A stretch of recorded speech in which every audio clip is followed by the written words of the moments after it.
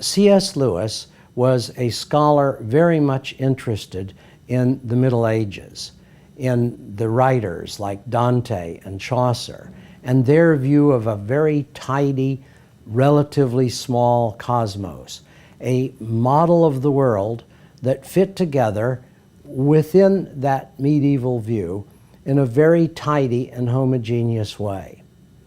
What has happened in the meantime is that a totally different model of the cosmos has emerged, beginning in part with Copernicus and Kepler and Galileo and Isaac Newton.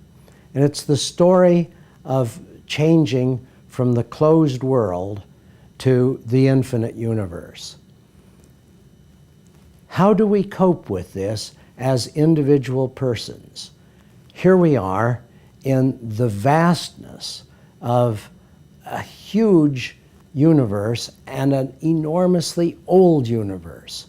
And here we are just in a fleeting moment of time compared to the age of the universe.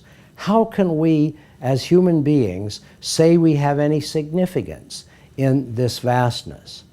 Okay, we have a new model which has come, and it's provided a lot of tension in how we understand ourselves as part of this universe, as creatures of this universe, and yet in some way with God-given characteristics. Well, I like to think about this. The human brain is still the single most complicated thing we know about in the entire universe. The number of synapses in the universe, the number of synapses in our brain is something like 1 quadrillion. That's one of the largest numbers we can deal with.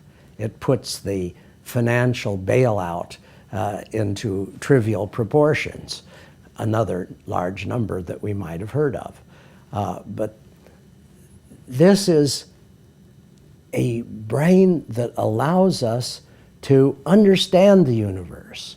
Here we are at this point in the history of the universe and in the vastness of the universe, and consciousness has arisen to the point where at last there are creatures who can imagine and understand this utter vastness.